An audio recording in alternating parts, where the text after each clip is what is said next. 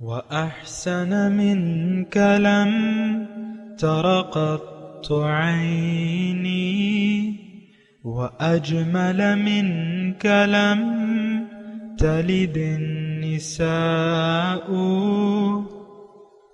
خلقت مبرأ من كل عيب خلقت مبرأ من كل عيب كأنك قد خلقت كما تشاء. كتاب أنزلناه إليك مبارك ليدبروا آياته وليتذكر أولو الألباب. یہ کتاب برکت والی ہے جسے ہم نے آپ کی طرف نازل فرمایا ہے تاکہ دانش مند لوگ اس کی آیتوں میں غور و فکر کریں اور نصیحت حاصل کریں. اللہم صلی علی سیدنا محمد وعلی آل سیدنا محمد بعدد کل ذرۃ مئۃ الف الف مرۃ. سامعین و ناظرین اکرام، السلام علیکم ورحمۃ اللہ وبرکاتہ.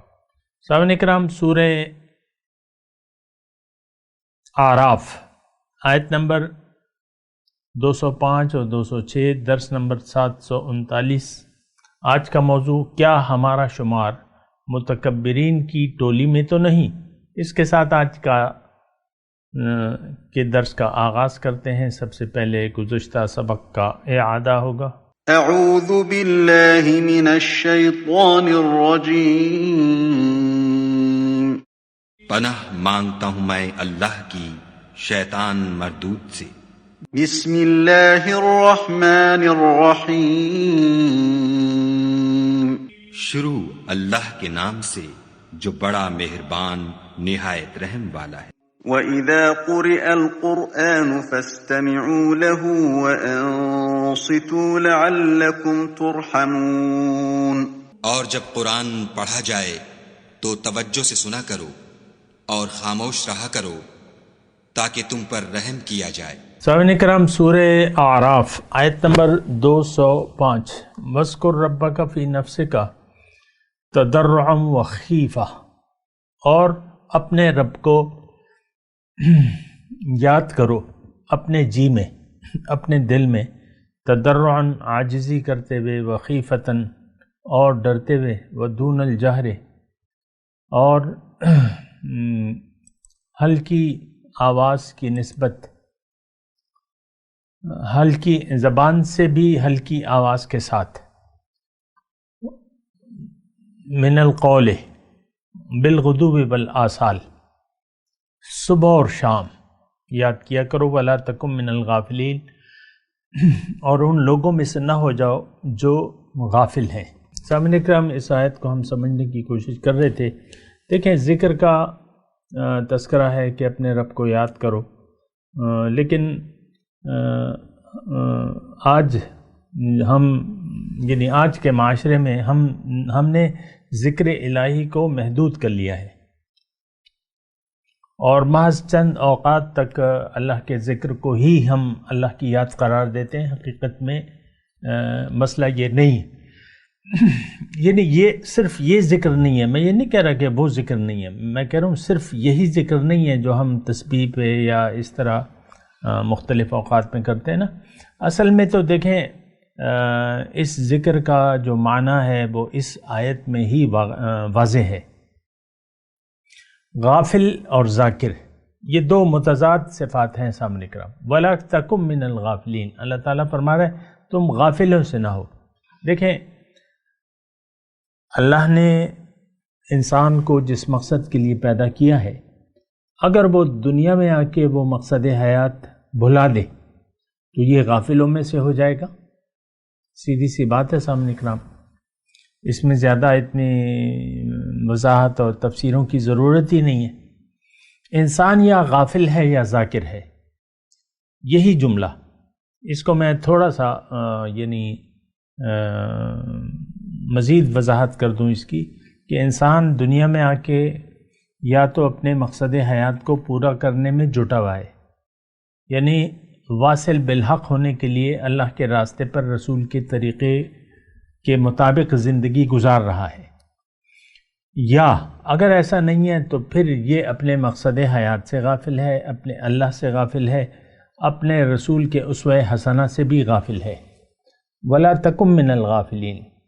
تو بس یہ مطلب یعنی میرے خیال سے زیادہ اس میں زیادہ وضاحت ہے، اور میں دوبارہ کہہ دیتا ہوں یہی جملہ کہ انسان دنیا میں آ کے اس نے اگر اپنے آپ کو پہچان لیا، اپنے مقصد حیات کو پہچان لیا، قرآن اور حدیث سے رہنمائی لیتے ہوئے، اللہ اور اس کے رسول سے رہنمائی لیتے ہوئے، پھر اس کے بعد اس نے اپنے مقصد حیات پر کو حاصل کرنے کا عزم کر لیا، ارادہ کر لیا، جیسے کہ اللہ تعالیٰ نے قرآن میں فرمائے وَمَنْ أَرَادَ الْآخِرَةَ وَسَعَى لَهَا سَعْيَهَا فَأُولَٰئِكَ كَانَ سَعْيُهُمْ مَشْكُورًا۔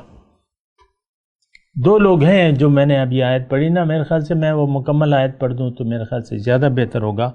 ایک لیکن اس آیت کے پڑھنے سے پہلے میں آپ کو یعنی یہ بتا دوں کہ اس آیت میں یعنی جو میں ابھی قرآن پڑھنے والا ہوں آپ کے سامنے، اس میں اللہ تعالیٰ نے دو گروہوں کا تذکرہ کیا ہے۔ ایک وہ لوگ جو دنیا میں آ کے اللہ تعالیٰ کی یاد سے غافل ہو گئے، اللہ کو انہوں نے نہ منزل بنایا نہ اس کے لیے اس کے راستے پر چلے، اور دوسرے وہ لوگ ہیں جنہوں نے اپنے آپ کو پہچان لیا، دنیا میں آ کے اللہ کو اپنی منزل بنا لیا اور اللہ کے راستے پر چلنے کا عزم کر کے اللہ کے حکم اور رسول کے طریقے کے مطابق زندگی گزارنے لگے۔ یہ جو میں ابھی آیت آپ کے سامنے پیش کر رہا ہوں تو اس میں اسی کا تذکرہ ہے، اور میں وہ آیت پیش کرتا ہوں من کان یرید العاجلۃ عجلنا له فیہا ما نشاء لمن نرید ثم جعلنا له جہنم۔ اللہ تعالیٰ نے فرمایا کہ جو عاجلہ چاہتے ہیں، من کان یرید العاجلۃ، جو عاجلہ کے طلبگار ہیں، عاجلہ کا مطلب اس آیت میں دنیا مراد ہے، اس سے دنیا اور ما فیہا۔ جو لوگ دنیا کے طلبگار ہیں، امیدوار ہیں، طلبگار ہیں، تو اللہ تعالیٰ یعنی اور کچھ نہیں چاہتے، لم یرید الا الحیات الدنیا، اور کچھ نہیں چاہتے، تو اللہ تعالیٰ نے ان کے بارے میں فرمایا ہے کہ عجلنا له فیہا ما نشاء لمن نرید ثم جعلنا له جہنم، میں ان کو جلدی دے دوں گا۔ عجلنا له فیہا ما نشاء لمن نرید، جس کو چاہوں اور جتنا چاہوں دنیا دے دوں گا، یعنی دنیا اس سے روکوں گا نہیں، اللہ تعالیٰ فرما رہے ثم جعلنا له جہنم، اس کے بعد اس کے لیے جہنم ہے، یصلاھا مذموما مدحورا، وہ جہنم میں داخل ہوگا ذلیل اور دھتکارا ہوا۔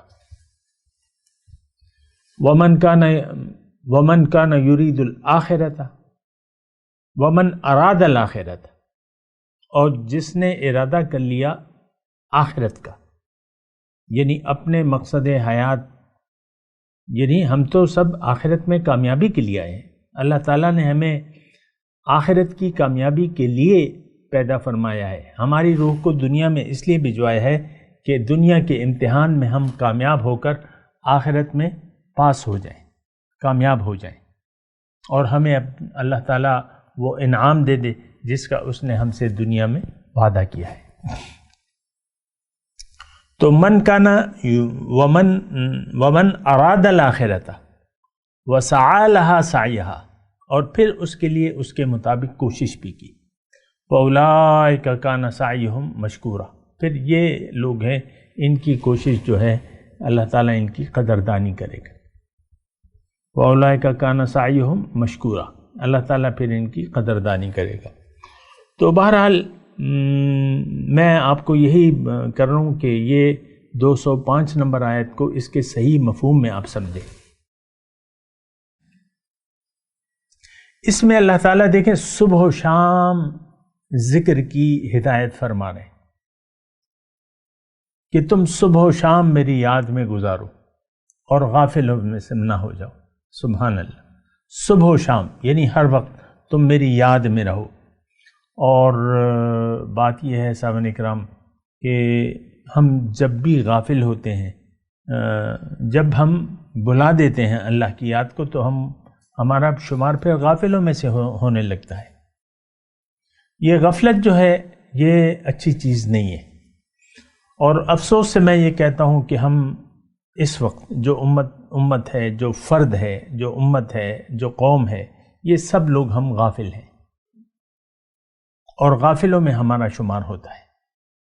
ہمیں تو کچھ بھی یاد نہیں ہے، نہ وہ یاد دہانی کرانے والوں کی آواز پہ بھی ہم کان نہیں دھرنا چاہتے، نہ سننا چاہتے ہیں حق کی آواز کو نہ سننا چاہتے ہیں، اور نہ حق والوں کے تلاش میں ہیں، متلاشی ہیں کہ ہم ان کو دیکھ لیں اور ان سے رہنمائی حاصل کریں یا ان کی صحبت اختیار کر لیں۔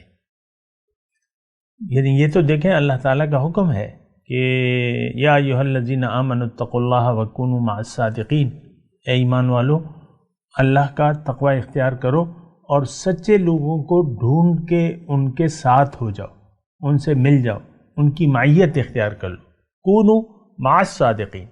تو آج ہم میں سے کسی کو بھی سچے لوگوں کی تلاشی نہیں ہے، حالانکہ وہ لوگ موجود ہیں۔ تو اس کی بنیادی وجہ کیا ہے؟ یعنی یہ سارے ہم پہ الزامات ہیں اور ہمارے جرائم ہیں، الزامات نہیں ہیں، یہ جرائم ہیں ہمارے جس میں ہم مبتلا ہیں۔ ایک تو ہم اپنے آپ کو بھول گئے اور اپنی حقیقت کو ہم پہچاننا ہی نہیں چاہتے، پھر اپنے مقصد حیات سے غافل ہیں اور اس سے آگاہ ہونا ہی نہیں چاہتے۔ پھر ہمیں اگر سیدھا راستہ معلوم بھی ہو گیا، حق اگر معلوم بھی ہو گیا اور ہمیں مقصد حیات کا پتہ بھی چل گیا، پھر بھی ہم اس مقصد حیات کو اپنے یعنی عزم نہیں کرتے اس کا کہ ہم نے اسی کو مقصود بنانا ہے، یعنی اللہ کو مقصود حیات بنانے کے لیے کوئی تیار نہیں ہے۔ ہم سب لوگ دنیا کے دھوکے میں آئے ہوئے ہیں اور دنیا کے لیے ہی ہم زندگی گزار رہے ہیں، اور زندگی ہماری دنیا ہی کے لیے وقف ہے۔ بہرحال تو یہ ٹھیک بات نہیں ہے سامنے کرام۔ صحیح بات یہ ہے اور سچی بات یہ ہے کہ ہمیں اپنے آپ کو پہچاننا چاہیے، اپنی منزل کو بھی پہچاننا چاہیے، اس جو ہمارا مقصود ہے یعنی اللہ، اس کو اپنا مقصود حیات بنا لینا چاہیے، اور پھر مقصود کے راستے پر جو صراط مستقیم ہے، جو شریعت مطہرہ ہے، جو دین اسلام ہے، جو طریقہ محمدی ہے، اس کے مطابق ہمیں زندگی گزارنی چاہیے، تو پھر تو ہم کامیاب ہوں گے، ورنہ پھر ہمارا شمار غافلوں میں ہوگا۔ میرے خیال سے اتنے الفاظ کافی ہیں، اور آگے چلتے ہیں۔ ان الذین عند ربک لا یستکبرون عن عبادتہ، اللہ تعالیٰ فرما رہا ہے کہ جو لوگ رب کے پاس ہیں وہ عند ربک، جو لوگ رب کے پاس ہیں، لا یستکبرون عن عبادتہ، وہ اللہ کی عبادت سے تکبر نہیں اختیار کرتے، یعنی بڑائی کے گھمنڈ میں مبتلا نہیں ہوتے، اور وَيُسَبِّحُونَهُ، اس کی تسبیح کرتے ہیں، وَلَهُ يَسْجُدُونَ، اور اس کے سامنے جھکے رہتے ہیں۔ دیکھیں اللہ تعالیٰ کے نزدیک کون لوگ ہیں، اس آیت میں تھوڑا سا یہ مضمون ہے، اس کو آپ یعنی میں بھی سمجھنے کی کوشش کرتا ہوں، آپ بھی کوشش کریں کہ اگر ہمیں اللہ کے پاس جانا ہے عند ربک، تو جو رب کے پاس جاتے ہیں اور اس کے قریب ہوتے ہیں تو ان کی جو صفات ہیں وہ اس آیت میں بیان ہو رہی ہے۔ ایک تو یہ ہے کہ تکبر نہیں ہوتا ان میں، لا یستکبرون عن عبادتی، اللہ کی بندگی میں تکبر نہیں کرتے، بڑائی نہیں کرتے۔ اور دیکھیں یہی تکبر جو ہے یہ بنیادی ایک ہم میں خرابی ہے جو ہم میں پائی جاتی ہے۔ اللہ کی بندگی سے ہم تکبر کی روش اختیار کیے ہوئے ہیں۔ ہم لوگ اللہ کے نہ بندے ہیں نہ بندگی کرنا چاہتے ہیں اللہ تعالیٰ کی۔ یہ بہت بھاری جملہ ہے جو میں کہہ رہا ہوں، اور بہت ہی بڑا اور خطرناک جملہ ہے اگر ہم ایسے ہیں کہ تکبر کی روش اگر ہم نے اختیار کر لی ہے تو بہرحال دیکھیں تکبر کیا ہے. تھوڑا سا اس بات کو سمجھیں کہ آپ اللہ کی بات پر اپنی مرضی کو ترجیح دے دیں، اپنی مرضی کریں، اللہ کی نہ مانیں، یہ تکبر ہے. دیکھیں ہمارے ذہن میں جو تکبر کا عام طور پہ جو یعنی معنی پایا جاتا ہے، اور میں تو آپ کو کہتا ہوں کہ کسی دین کی کسی بھی اصطلاح کا صحیح مفہوم ہمارے ذہن میں نہیں ہے. تکبر ہمارے ذہن میں جو پایا جاتا ہے وہ آپ کو معلوم ہے، میں اس پہ بات نہیں کرتا، لیکن جو حقیقت میں تکبر ہے وہ یہ ہے کہ آپ اللہ کے حکم کے مقابلے میں اپنی مرضی کریں، اور اس تکبر میں تو ہم مبتلا ہیں. دیکھیں جو بڑا ہے اس کی ماننا چاہیے. تو بڑا کون ہے؟ اللہ ہے. پھر جو عالم ہے اس کی ماننا چاہیے. جو خبردار ہے تو خبردار کون ہے؟ اللہ ہے. ہم تو نہیں جانتے کہ ہمارے لیے کیا بہتر ہے. اللہ تعالیٰ نے قرآن میں فرمایا ہے کہ واللہ یعلم وانتم لا تعلمون، اے لوگو اللہ جانتا ہے تم نہیں جانتے. تو انسان اپنے خیر اور شر، کامیابی اور ناکامی کے کاموں سے اس کا پتہ نہیں ہے کہ میری خیر کس میں ہے اور شر کس میں ہے. عام طور پہ ہم اللہ کی بندگی نہ کرنے میں خیر محسوس کرتے ہیں، اللہ کا حکم نہ سننے میں، اس کو نہ ماننے میں ہم اپنی خیر مناتے ہیں یا محسوس کرتے ہیں. ہم اللہ سے دور رہ کے اپنی خیر چاہتے ہیں. اللہ کے حکم کے سامنے ہم سر جھکانے کے لیے تیار نہیں ہیں، اللہ کو بڑا ماننے کے لیے ہم تیار نہیں ہیں. تو جب اللہ کو بڑا ہی آپ نہیں مانتے، ٹھیک ہے، دیکھیں اس لحاظ سے بڑا ماننا تو کوئی معنی نہیں رکھتا. یہ تو مشرکین مکہ جو تھے وہ بھی اللہ تعالیٰ کو خالق کائنات السماوات والارض کہتے تھے، خالق السماوات والارض، اور رازق بھی کہتے تھے. بارش بھی وہ سمجھتے تھے کہ اللہ ہی برساتا ہے. مثال کے طور پہ قرآن میں جو تذکرہ ہے، تو یہ تو کوئی خوبی نہیں ہے، یعنی یہ کوئی ایسا وہ نہیں ہے کہ وہ، یہ تو مشرکین مکہ بھی اس بات کے قائل تھے کہ خالق ایک ہے، رازق ایک ہے، بارش برسانے والا بھی وہی ہے. تو ہمیں اور ان میں فرق کیا ہو گیا؟ دیکھیں اصل جو ہے، تھوڑی سی توجہ، اصل تو اللہ تعالیٰ کا جو مطالبہ ہے اس کے مطالبے میں اگر آپ یعنی اس کو ماننے کے لیے اگر آپ تیار نہیں ہیں تو پھر تو اصل بات یہ ہے. دیکھیں بندگی جو ہے اللہ تعالیٰ نے، یہ جو ہمارا کلمہ طیبہ ہے اس کا مطلب بھی یہی ہے کہ بھئی بندگی صرف اللہ کی، اللہ ہی کے حکم کو ماننا ہے، کیونکہ اللہ معبود برحق ہے اور اس کے سوا کوئی معبود نہیں، کوئی ایسی ہستی نہیں جس کا ہم حکم مانیں. لیکن اگر ہم نے کسی کو اس کے برابر قرار دے دیا تو ہم مشرک ہو جائیں گے، کیونکہ اللہ کے سوا کوئی الہ تو ہے نہیں. لیکن اگر ہم نے اپنے نفس کی مان لی اور مانتے چلے گئے تو اس کا مطلب یہ ہے کہ آپ نے تو عملی طور پہ تو اللہ کا شریک قرار دے دیا اپنی خواہشات نفس کو. قرآن میں بھی اس کا تذکرہ ہے کہ ارأیت من اتخذ ہواہ الہ، کیا دیکھا ہے تم نے اس شخص کو جس نے اپنی خواہشات کو اپنا معبود بنا لیا ہے. دیکھیں یہ آیات ہم پڑھ رہے ہیں، اور میں آپ کو یہ بھی کہتا رہتا ہوں کہ ہم قرآن کو اس لحاظ سے نہ پڑھتے ہیں، نہ سوچتے ہیں، نہ سمجھنے کی کوشش کرتے ہیں.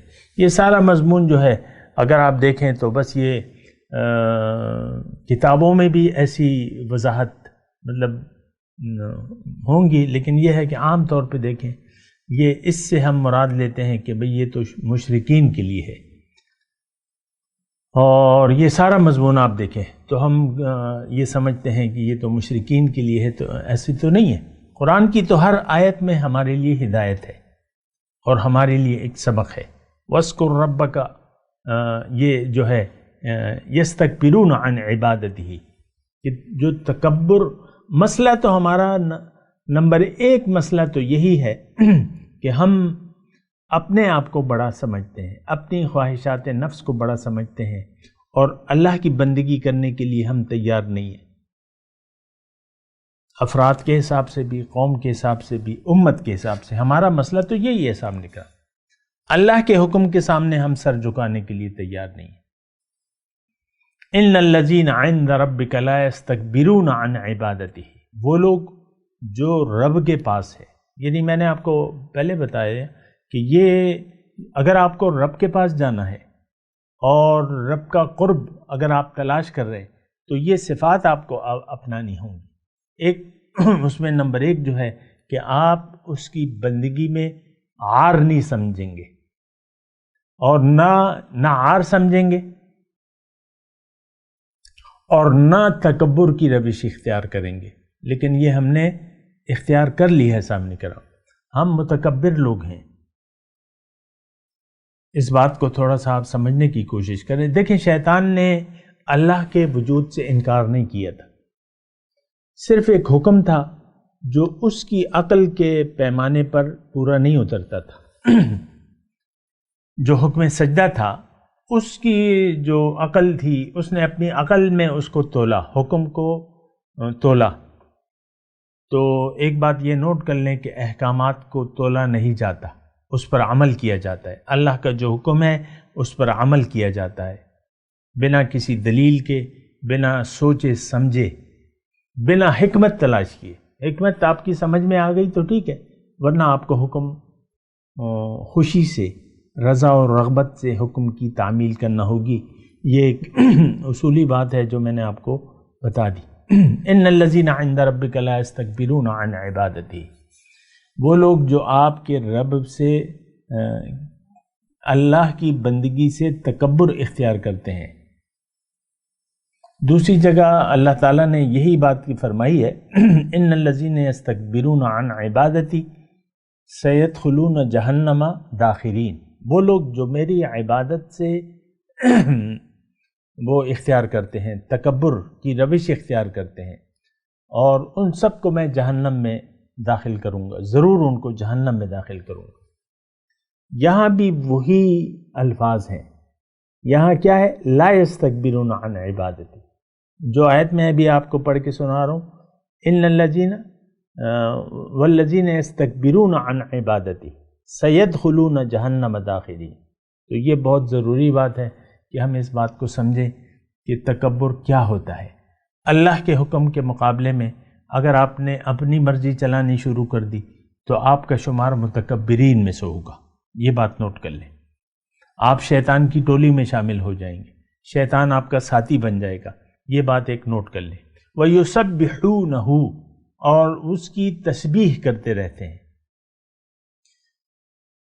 تسبیح کا مطلب کیا ہے کہ اے اللہ تو پاک ہے، یعنی اللہ تعالیٰ کا ہر کام پہ وہ راضی ہیں، اور اللہ تعالیٰ کے ہر کام پر ہر فیصلے پر وہ خوش ہیں، اور اس کے دلوں میں کوئی ایسی بات نہیں آتی کہ اس کی تسبیح۔ دیکھیں، تسبیح کا مطلب کیا ہے؟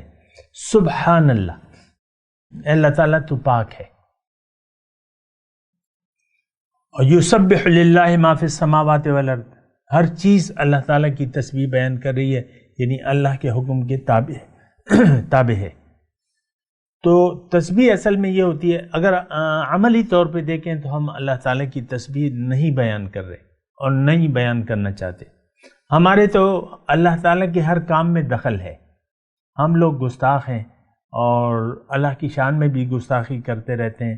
اور دیکھیں، آج اللہ کے فیصلوں پر کوئی راضی نہیں ہے۔ عام طور پہ کوئی غریب گھرانے میں آ گیا ہے تو وہ ہر وقت اپنی غربت کا رونا مچاتا رہتا ہے، اور یہ ہر وقت ہم نے ایک شکوہ اور شکایت کے ماحول میں ہم رہ رہے ہیں، گلہ مند ماحول ہے یہ۔ اللہ کے جو بھی فیصلے ہیں اس پر ہم راضی نہیں ہیں، تو اس کا مطلب یہ ہے کہ ہم اللہ کی تسبیح بیان نہیں کر رہے، بلکہ شکوہ، گلہ اور شکایت میں مصروف ہیں۔ ہر انسان اپنے حالات میں خوش نہیں ہے، وہ کہتا ہے کچھ اور۔ تو یہ اللہ تعالیٰ کی تسبیح نہیں ہے۔ اللہ تعالیٰ کی تسبیح ہے کہ اللہ تعالیٰ کے فیصلوں پر آپ راضی ہو جائیں، جو تکوینی ہیں یا شرعی فیصلے ہیں۔ یہ بات تھوڑی سی میں گرامر کے حساب سے شاید مشکل لگے۔ تکوینی کا مطلب یہ ہے کہ جو بھی آپ کو جہاں پیدا کیا اللہ تعالیٰ نے، جس وقت پیدا کیا، جو جینڈر ہے آپ کا، جو اللہ تعالیٰ نے آپ کو ماحول مہیا کیا ہے، اس سب پر آپ راضی رہیں، خوش ہو جائیں۔ پھر جو تشریعی جو دین ہے، دین اسلام اور اس کے جو احکامات ہیں، اس پر آپ کہیں کہ سمعنا و اطعنا، اے اللہ تعالیٰ ہم نے سنا اور ہم اطاعت کرتے ہیں۔ سمعنا و اطعنا غفرانک، اے اللہ تعالیٰ تو ہمیں بخش دے۔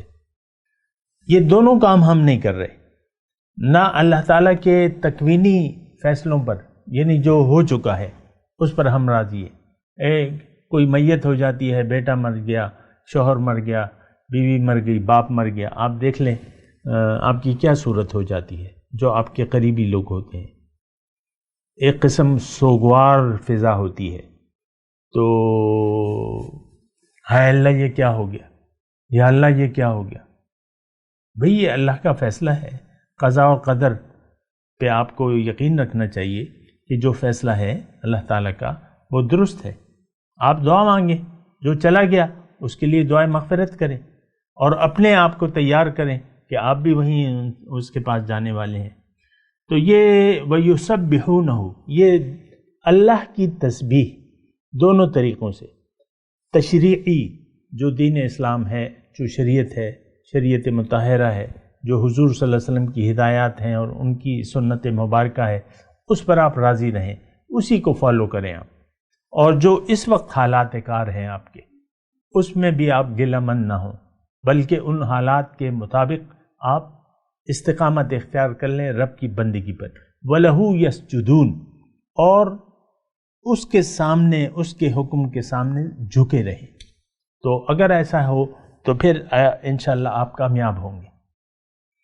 تو یہ تین صفات ہیں، لا يستكبرون عن عبادته ويسبحونه وله يسجدون۔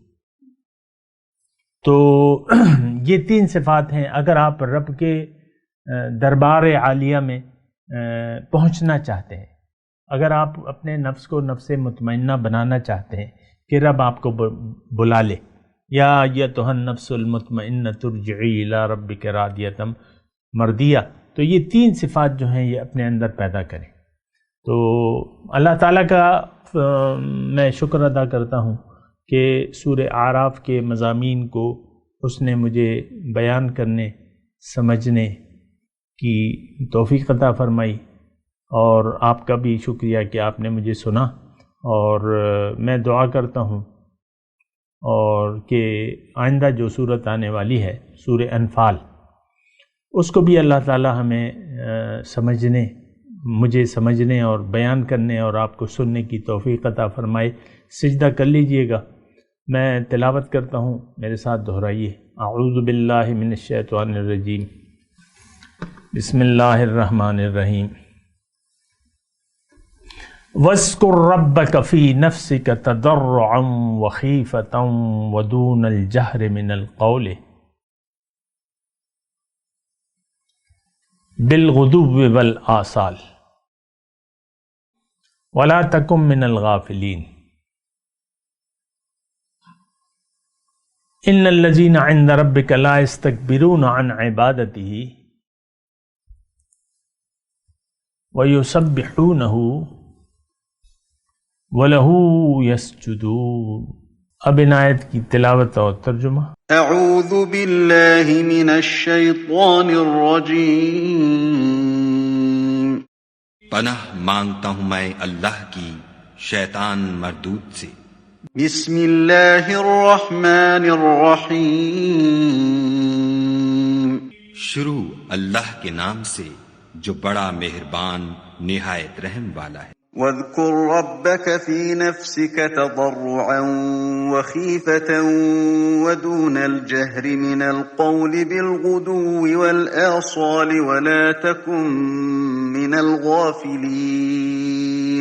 اور اپنے پروردگار کو دل ہی دل میں عاجزی اور خوف سے اور پست آواز سے صبح شام یاد کرتے رہو اور دیکھنا غافل نہ ہونا۔ ان الذين عند ربك لا يستكبرون عن عبادته ويسبحونه وله يسجدون، جو لوگ تمہارے پروردگار کے پاس ہیں وہ اس کی عبادت سے گردن کشی نہیں کرتے اور اس پاک ذات کو یاد کرتے اور اس کے آگے سجدے کرتے رہتے ہیں۔ اس کے ساتھ ہی آج کے درس کا وقت اختتام کو پہنچا۔